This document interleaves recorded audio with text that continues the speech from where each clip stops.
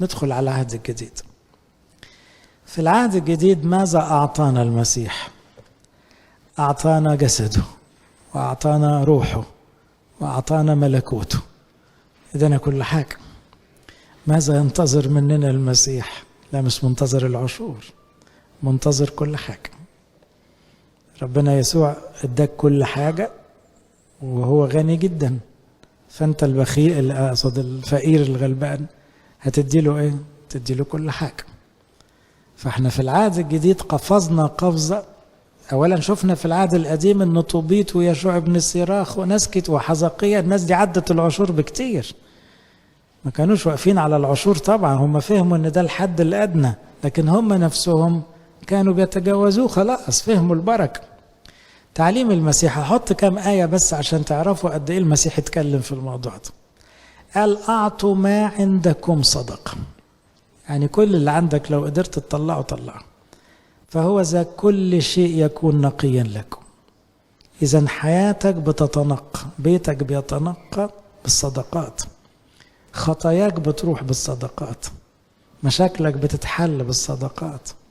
العطاء ينقي قلبك وفكرك وبيتك ويصلح حالك وكل حاجة. آية تانية قالها المسيح: أعطوا تعطوا كيلا جيدا ملبدا مهزوزا فائضا يعطون في أحضانكم.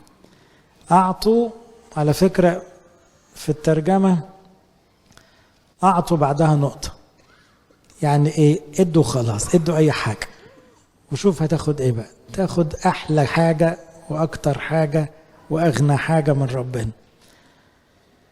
متى صنعت صدقة؟ يبقى المسيح أكد على الصدقة، عشان في ناس بتفتكر إن اتلغت الشريعة. لا، ما اتلغتش، انضاف عليها، زي فكرة ما جئت لأنقض بل إيه؟ لأكمل. إذن شريعة الصدقة والعشور سارية بلس، زي لا تقتل وانضاف عليها لا تغضب، النقلة كبيرة قوي. هنا أعطي العشور، انضاف عليها أعطي كله لو قدرت.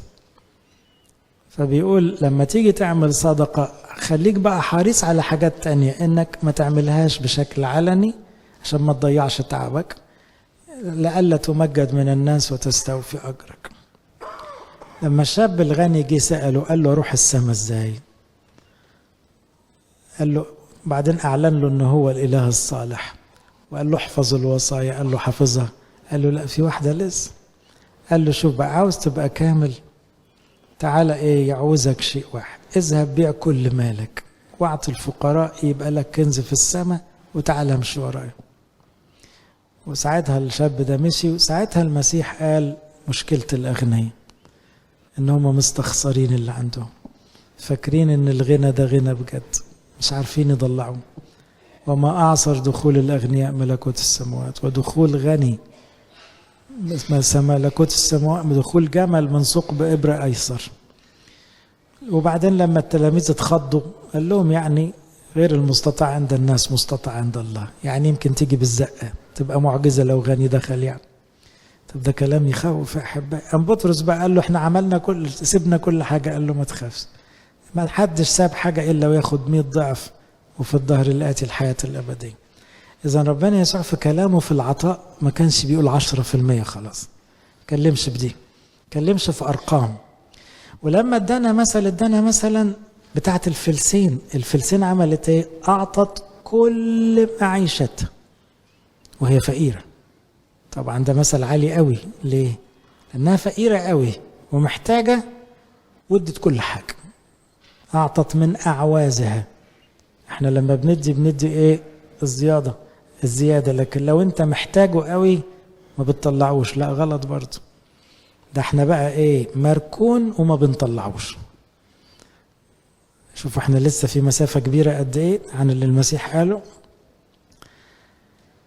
حياة الكنيسة بقى يا احبائي، الكنيسة عاشت بتعليم المسيح. الكنيسة بالرغم انها نشأت في بيئة يهودية محافظة على العشور، إنما شعب الكنيسة فهم كويس قوي إن ربنا يسوع عدى العشور بكتير، وإن ما عادتش القصة إيه بالفكر اللاوي اليهودي القديم، لكن أكتر بكتير. فيقول جميع الذين آمنوا كانوا معا، كان عندهم كل شيء مشترك، الأملاك والمقتنيات كانوا يبيعونها ويقسمونها بين الجميع كما يكون لكل واحد احتياج. خلي بالكوا ده مفيش أوامر بكده، يعني مفيش عصاية، مفيش قانون ملزم، لا، دي روح الناس خلاص، اللي حبت العطاء بقت تقسم كل حاجة مع الغلابة، بقوا عايشين فرحانين انه يبقى الكل سواسية، مفيش غني ومفيش فقير.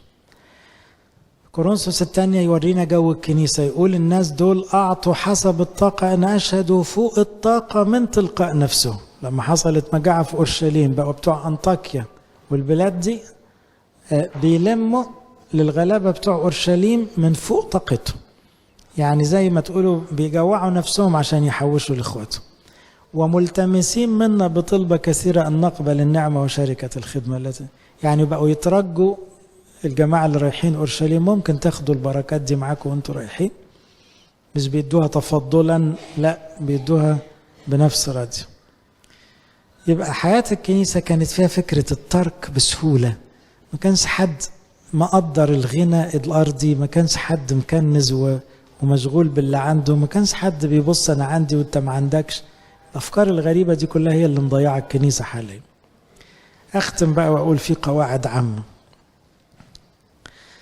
أول قاعدة، تذكر أن كل ما تملكه عطية من الله. مشكلتنا يا أحباء إن إحنا ساعات بننسب الفضل لنفسنا، أو بنقول بلغة الناس نصيبه حظه. حظه ده إيه؟ طب ما أنت كان ممكن تبقى أنت اللي إيه مش لاقي تاكل، يعني ربنا اللي حطك في الظروف دي، أنت يعني عملت إيه زيادة عشان تبقى عندك ظروف سهلة أو ظروف معقولة؟ الحياة في ناس وظروفها قاسية جدا. 80% من البشر فقراء على فكرة في الزمن ده، مش بتكلم على مصر، بتكلم على العالم. العالم كله 80% منه فقراء، و5% في العالم عندهم أكتر من 50% من موارد العالم. فاهمينها دي؟ 5% من البشر بيتحكموا في أكتر من 50% من ثروة العالم، خير العالم.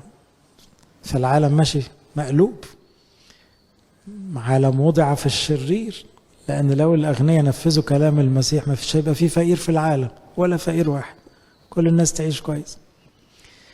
يبقى كل حاجة تملكها دي عطية من ربنا. تاني مبدأ، العشور ده الحد الأدنى للعطاء مع البكور والندور والتقدمات. البكور كلكم فاهمين، الأطفة الأولى، المرتب الأولاني، الحاجة أول حاجة تبقى تدخل إيدك في كل موضوع، ده بتاع ربنا، لأن ده يخلي اللي بعده أكتر وأكتر وأكتر. الندور لو أنت وعدت ربنا بندر. التقدمات هي الالتزامات العادية، أنك أنت مثلا بتيجي القداس كل أسبوع، في تقدمات هدايا يعني ربنا. ثالث قاعدة، العطاء بسخاء يعود بالبركة، يعني كل ما تبقى سخي كل ما يرجع لك أكتر وأكتر. ودي بالذات موجود فيها كلمة جربوني. جربوني يعني just try، يعني دي انت هتدوقها، لأن دي مش حاجة خيالية ولا نظرية، لا دي بالورقة والقلم هتشوف. 4، التوقف عن العشور خطية تمنع البركة. لما بتوقف العشور انت ضيعت البركة من بيتك، انت دخلت لعنة بيتك، لأنك أنت معناها لا في إيمان ولا في محبة ولا في عرفان لربنا وفي حب للدنيا وفي تعلق بالفلوس. ليه ده كله؟ أنت كده بقيت زيك زي الوثني. العطاء علامة توبة صادق، يعني مع كل توبة تعبير من تعبيرات التوبة زي بتاع زكا كده، نص فلوسي أعطي للفقراء. ده تعبير المسيح ما طلبوش، بس تعبير تلقائي، وده معناه أن توبة بجد. وابتدى يرجع كمان اللي ظلمهم، أرد 4 أضعاف. كمان في حاجة مهمة، أن العطاء يا أحبائي كان جزء من ذبيحة القداس. تاخدوا بالكم أن احنا المفروض كان زمان يلف طبق وقت القداس، وبعدين إيه بحكمة الآباء عشان ما نعطلش الصلاة، لكن هو الطبيعي كانت الناس تعمل إيه وهي جاية قداس الحد؟ تجيب خير الأسبوع كله يتحط للكنيسة. كان ده الطبيعي في البلاد كده، ان الناس وهي جاية القداس جايبة معاها البركة عشان تقدمها ذبيحة حب لربنا. فهنا في فكرة ذبيحة العطاء، انت جاي بتقدم عشورك واكتر، وبعدين بتاخد في المقابل ايه؟ جسد المسيح. انت مش بتشتريه، ما حدش يفهمها كشراء، لكن ما معناه ده اللي انت عارف تقدمه، انك انت اذا كان المسيح حبك الى هذه الدرجة، انت بتقول له انا بحب اخويا الفقير اكتر من اي حاجة. فاصبحت قصة العطاء داخل اطار احتفال الافخارستية. قاعدة اخرى، الكنيسة بالعاملين فيها من حقهم يعيشوا على العشور والبكور اللي بيقدمها الشعب، لأن ده نظام ربنا. طبعا القديس بولس كتب فيها في كورنثوس، لأن هم إيه؟ اتبلوا عليه وقالوا ده بتاع فلوس. قال لهم بصوا، حسب الحق اللي قاله ربنا في الشريعة، اللي زيي من حقه يأكل من المذبح، لكن أنا ما رضيتش استخدم الحق ده، لأن بولس كان حريص مع بتوع كورنثوس عشان لسانهم طويل إنه ما ياخدش منهم مليم، لأنه كان عارف إن هم إيه؟ عاوزين يسيئوا إليه. فبعد ما أثبت إن ده حق كتابي، وحتى طلع المثل البلدي اللي كاتبه موسى، لا تكم ثورا دارسا، يعني الطور اللي بيشتغل ما تكمموش، وهو بيشتغل في الأرض سيبه يأكل من الأرض. فقال لعل الله يهم الثيران، يعني هو ربنا قال المثل ده عشان التيران؟ قالوا عشان اللي بيشتغل في الهيكل يأكل من المذبح، بمعنى لازم الكنيسة تصرف عليه. ومع هذا القديس بولس تمنع انه ياخد، لان دي كانت سبب مشكلة عند كورنثوس. نمرة 7، كل المكرسين لازم يطلعوا العشور برضه، يعني المكرس غير معفى من انه يطلع العشور مهما كان مرتبه او دخله. ده المفروض يطلع بالاكتر، لانه فاهم الفكرة اكتر، زي ما كان شعب لاوي بيعشر، بياخد عشور ال11 سبط ويعشر. 8، لو خدت حاجة ربنا المفروض حسب العهد القديم انك تردها بالخمس. زكاة طلع انصح طبعا ورد 4 أضعاف، لكن عموما حسب العهد القديم لو انت استلفت من ربنا حقه ترجعه له ومعاه خمس، لانه ما كانش حقك انك تحط ايدك على حاجته.